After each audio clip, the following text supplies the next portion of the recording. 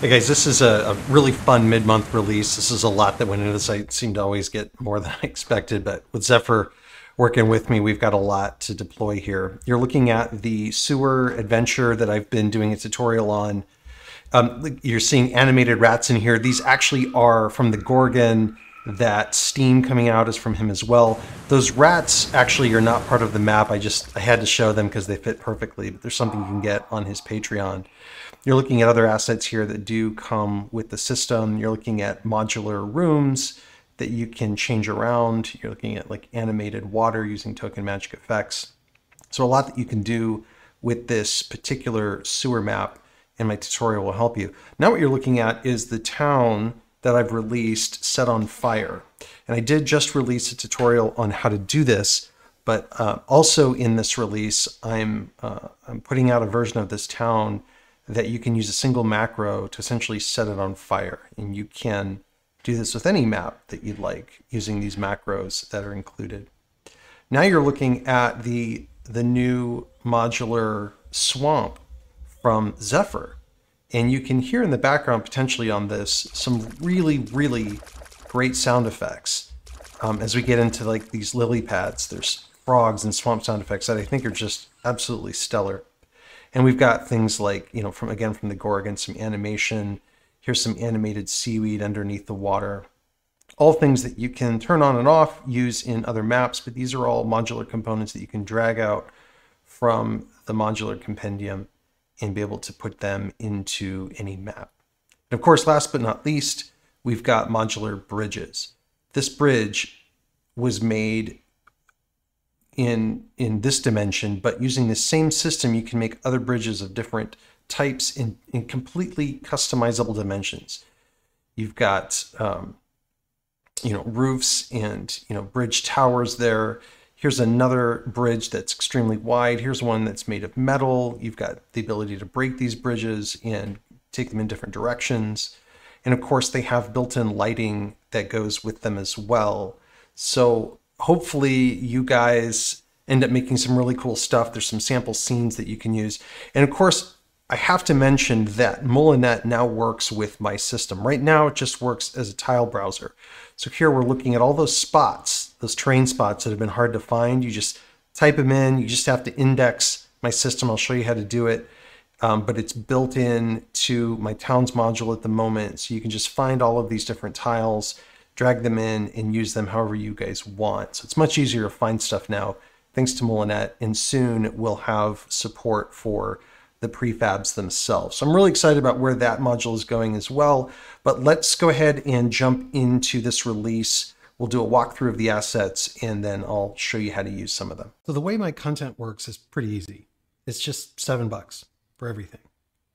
It's crazy, I know. It's not always going to be that way, but the only thing that's different is if you want all of my archive of my Dungeon Draft files, then that's $12. But otherwise, for most people, $7 a month is it. You get the entire modular system. You get all my premium maps. If you leave, you keep everything. You just don't get updates. So, again, this won't always be the case, but right now it's probably the best deal in the VTT world. To get it, you just go to my Patreon. So patreon.com/BaileyWiki, which is linked in the video notes. The pinned post at the top of my Patreon has all the links that you need. Where you really want to get to is these two documents. The first is my FAQ and installation guide.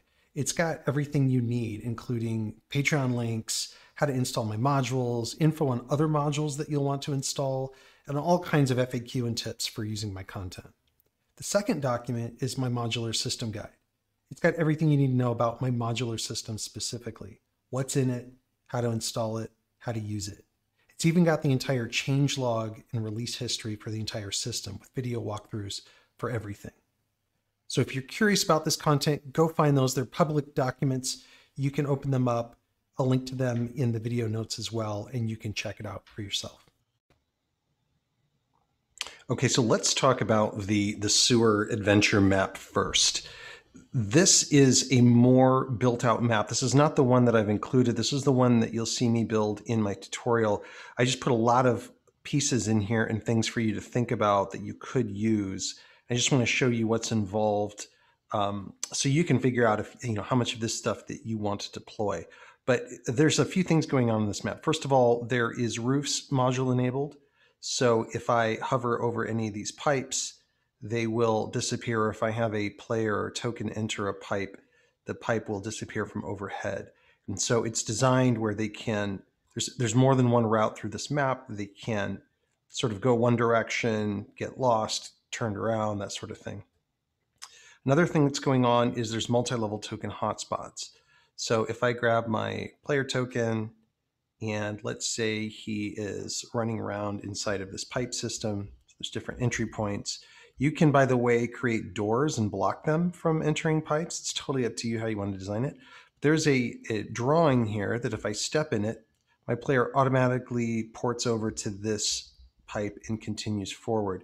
You can see he bypassed this room entirely. There's a few more places like that. For example, if a player finds themselves, maybe they just left that tank, they made a saving roll to get out, they start to approach this room, they don't even realize it's a room because it's blocked off with walls. If they enter that pipe, they jump right over into this pipe. They may not even realize that they're actually in a room here. So just keep in mind that there's those areas as well. In fact, there's one here. You can go under the staircase and it pops you over to the other side of this pipe so that you can access this junction over here. So lots of different ways to move through this map, but just realize that there's multi-level token involved.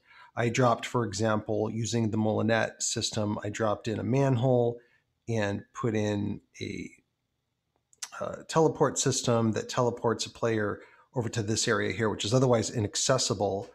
And then there's this glowing chest, right? So you can do things like that using the Molinet system, which obviously I've supported here in this as well. There's even a glowing dagger hidden underneath this sort of green gas. Some of the assets that come with the map, the animated ones from the Gorgon, are this green gas. It's actually a token.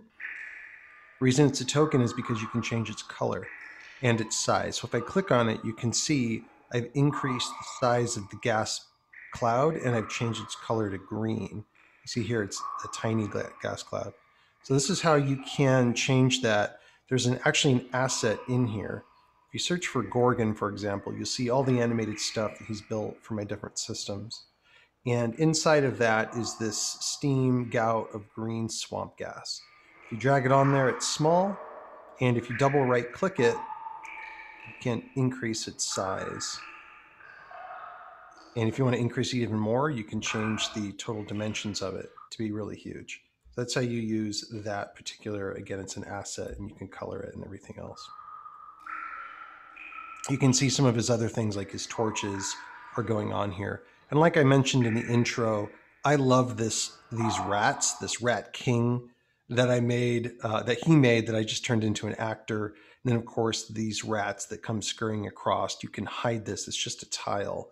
You can hide it from your players and then introduce it if all of a sudden you want rats to come screaming through the walls, and in this case into a pipe. But you can do so much with that asset. I think it's a lot of fun. Again, you have to go to his Patreon. It's patreon.com/the_Gorgon, I believe, but I'll link to it in my video description so you know how to get to them. Other things that are going on is with the token attacher module, I have these rooms that are entirely optional. There's also token magic effects that is making this water animate. I included 2 new macros with this, and they're inside of my macro compendium. So if you go just search in your macro compendiums for Baileywiki, or your compendiums in general, find your macro ones. And the Towns compendium usually has everything that you need.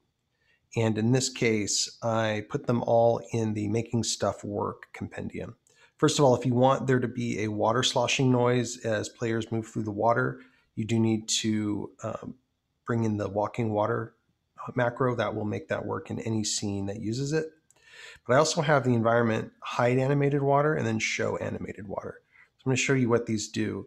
If I hit hide animated water, this macro goes around to all of these special tiles and it renders them inert so that your players can't see them. Basically, it hides all of those tiles from your players. Likewise, you can just hit the show animated water and it'll do the reverse. It'll go back through, it'll find all of those animated water tiles, it'll make all of the text transparent, but it'll make the tile itself visible so that your players can see it as they're moving through the map. And of course, you're seeing a bunch of Moulinet stuff in here.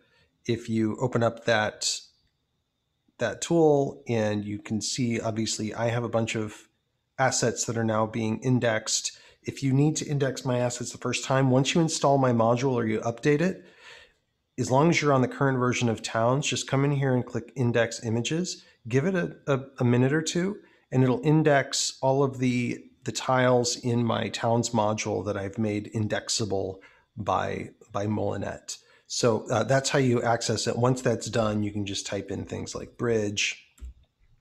You can see all the Forgotten Adventure stuff, but then you can see some of my bridge assets here as well. You just change the grid size if you want to make these smaller or larger as you drag them onto your map. And be sure to watch my Moulinet tutorial to know what else you can do, like drop shadows and making things glow and things like that. Next thing I want to talk about is the new maps. I have created a tutorial on this. If you see that they're still on fire, there's a special macro that I've included also in the same place I showed you before, and you can douse any of the fires with the click of a button, or you can set everything ablaze with the click of a button. This will, and it also changes the ambient weather and stuff so that there's embers and things.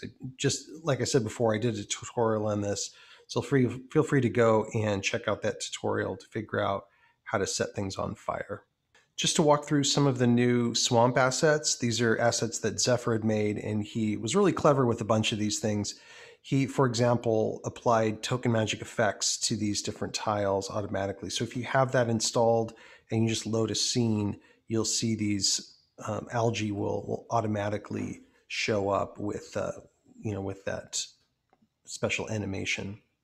If you ever want to find where all of these things are, inside of my town assets, there's a section called Wilderness.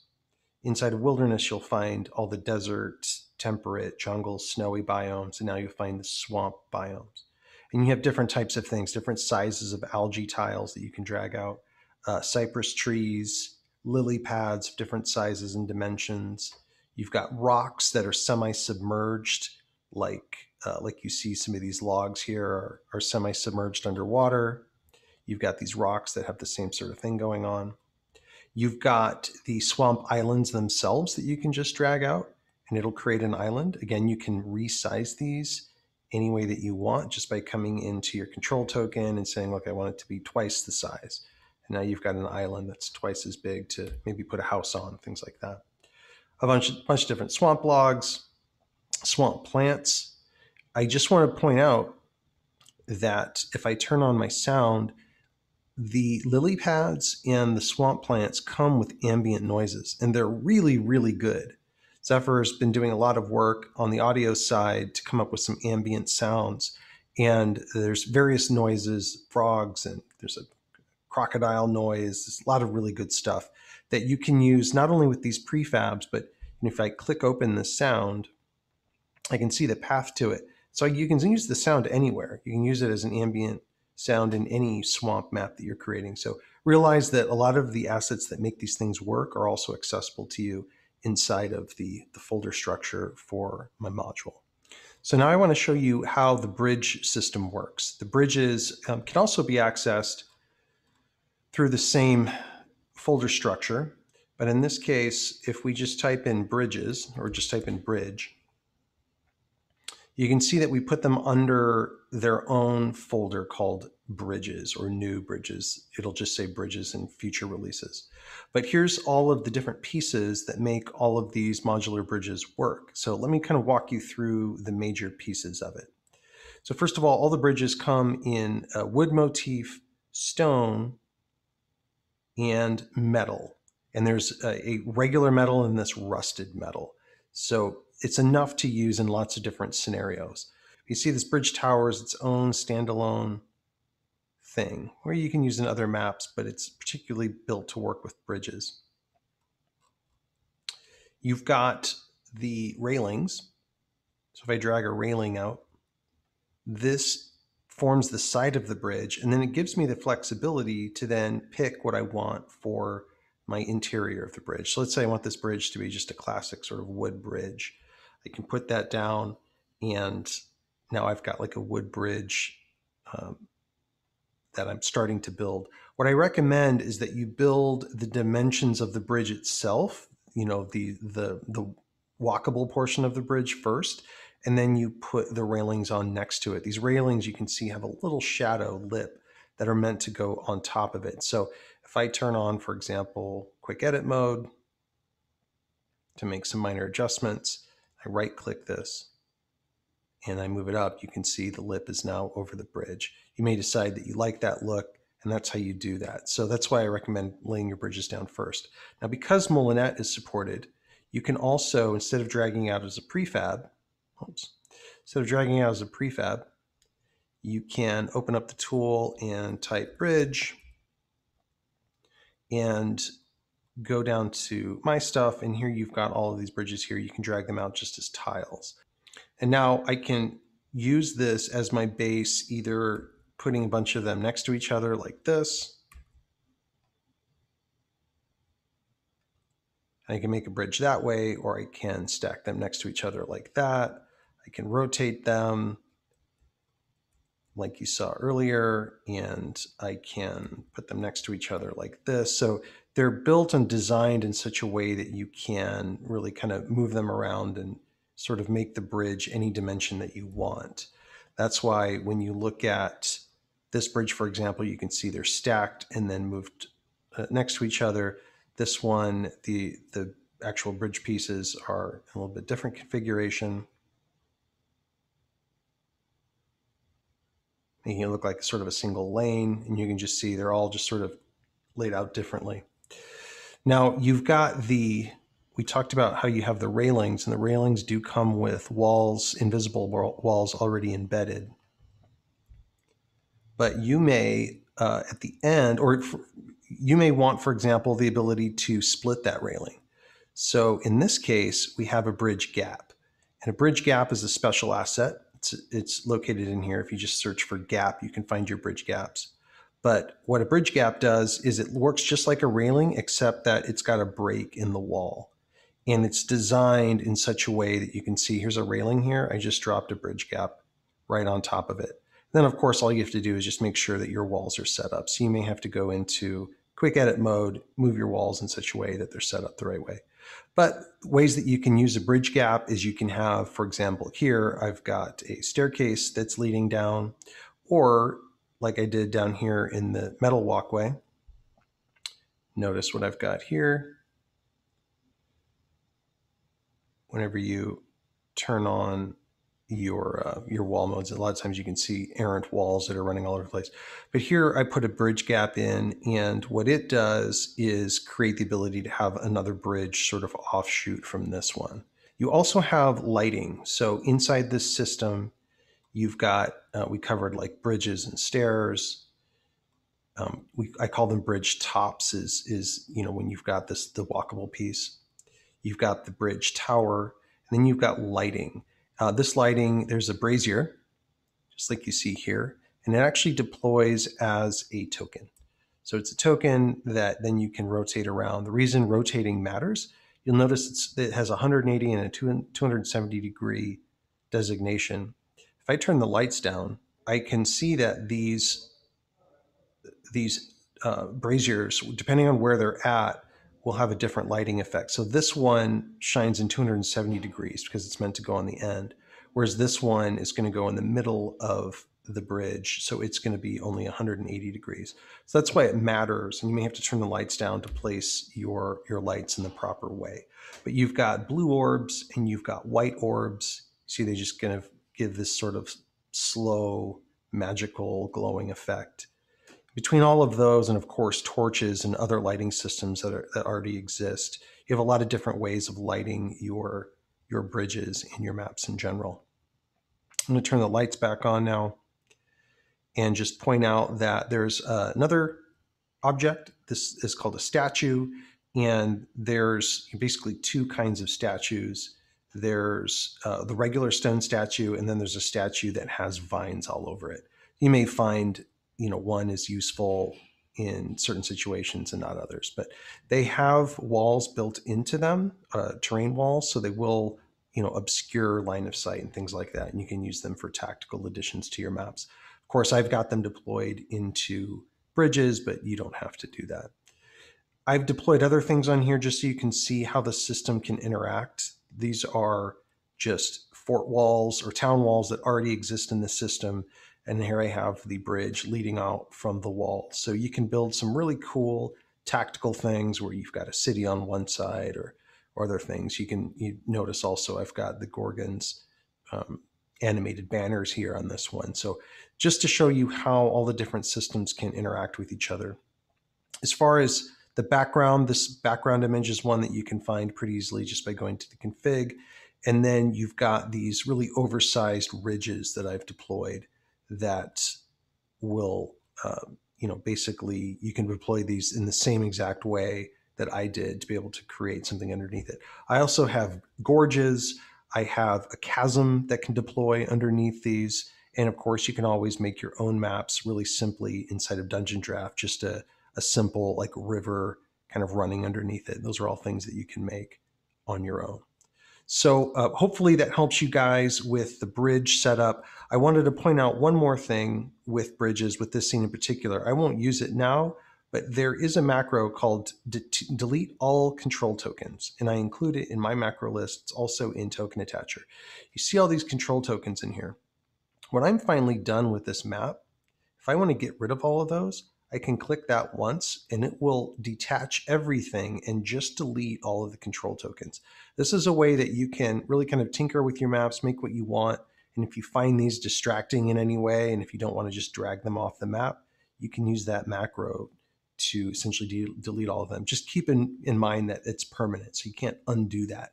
So I recommend making a copy of your map when you use that function, just in case you want to come back and make changes later. And of course, we have new assets from the Gorgon. These are assets that come included in my module, but I do recommend that you go support his work. There's other things that he produces that are available to Patreons only that I think you're really going to want to get a hold of. I have a modular castle system that is going to be absolutely epic coming out in a couple of weeks. And there's some things that he's building for that system, but also some things that you can only get on his Patreon that will work really, really well with castles in general. I wanted to point out some of the cool things that he's built here. He's got these poison clouds. Boiling Poison is what it's called. You can search for it in my Molinet browser, or I don't think I have it as a prefab in here, but you can deploy these things into maps to make some really cool traps and things like that. He's also got all these different types of smoke. Here's a nice one that looks, throw it on a scene that's on fire. Different types of smoke. Here's one that actually has some flame under it, good for a campfire and things like that. Just different types of smoke that you can also use as steam, like I did in my sewer module, where they're kind of blowing out to the side. And I did want to remind you that you can deploy these things. These are all deployed as prefabs, which you can find in here. If I do a search for smoke, for example, I can find all of the Gorgon's smokes in there. But this one's deployed as a actor. So if I do, I think this one's called Swamp, and I have this steam gout of swamp gas. If you deploy as an actor, you may have to resize it. So if I go to 3.3 and increase it all the way, I've got a large plume of smoke that I can deploy around. And again, to change the color, you just change the color. It'll tint that smoke. So you can make a red one, you can have white smoke, you can put it in different scenarios. Just wanted to remind you guys that that is available, and it's really, really top-notch work by the Gorgon to really help us bring our maps to life.